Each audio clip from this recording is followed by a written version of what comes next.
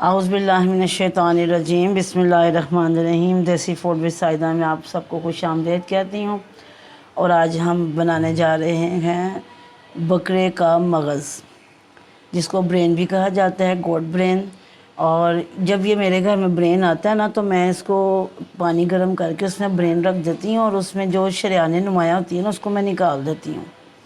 तो उसको बाद में मैं उसको किसी डिब्बी में डाल के फ्रीज़ कर देती हूँ।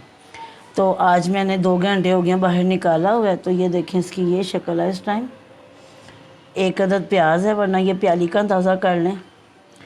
2 मीडियम साइज़ के टमाटर हैं, 1 इंच का टुकड़ा अदरक का है और 1 हरी मिर्च है। इसको मैंने कूंडे में पीस लिया। और ये 1 हरी मिर्च मैंने काटी है कि इसका अपना ही मज़ा है कटी हुई का। 2 पंच ज़ीरा है, आधी चम्मच सूखा धनिया दादड़ किया हुआ, दादड़ मिर्च भी 1/4 है और हल्दी भी 1/4 है।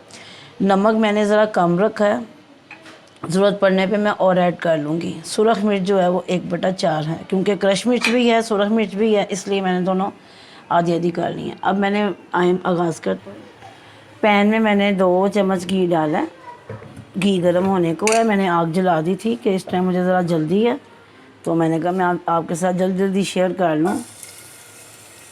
और ये बनता ही बहुत जल्दी है, जैसे अंडे बनाए वैसे मगज़ बना लिया, कोई ज़्यादा टाइम नहीं लगता माशाल्लाह।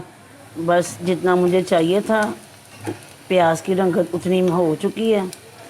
अब इसमें मैं लहसुन अदरक और हरी मिर्च ऐड कर दिया। बस इसको भी हल्का सा ही करना है, बहुत ज़्यादा नहीं करना। और साथ ही मैं टमाटर डालने लगी हूँ, सिर्फ 1 सेकंड में ये टमाटर भी साथ ऐड हो गया।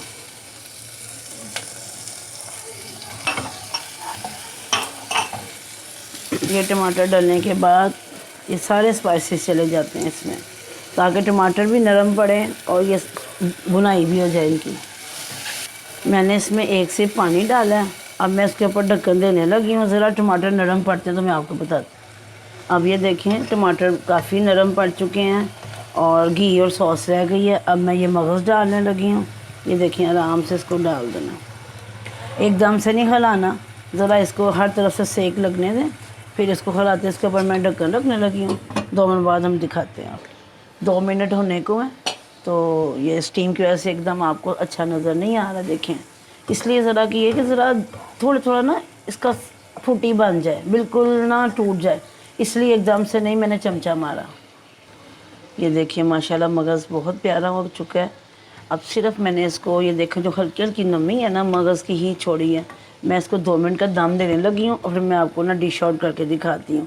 और डिश आउट जब मैं करूँगी तो मैं इसको हरे धनिया से और हरी मिर्च से गार्निश करूँगी। माशाल्लाह हमारा मगज़ तैयार हो चुका है। और आपको पता है कितनी आसान और कितनी सादी रेसिपी है। ऐसे ही आप ये तवे पे भी बना सकते हैं। जहाँ हमने इसको दम लगाया वहाँ आप तवे के ऊपर प्लेट का दम दे सकते हैं। ये 1 मगज़ है, आप चाहें तो 4, 5, 6 जितने हैर से बनाने हैं आप बना सकते हैं। इसलिए हमने थोड़ी सी सॉस ज़्यादा रखी है कि हमें सॉस ज़्यादा पसंद है। अगर आप कम रखना चाहते हैं तो आप आधा प्याज डाल लें, 1 टमाटर डाल लें, ये आपकी अपने दिल की खुशी है। हमारे घर में सॉस ज़्यादा पसंद की जाती है, इसलिए मैंने इसमें सॉस ज़्यादा रखी है। आइंदा किसी अच्छी रेसिपी के साथ मुलाकात होगी। इजाज़त दीजिए, अल्लाह हाफ़िज़।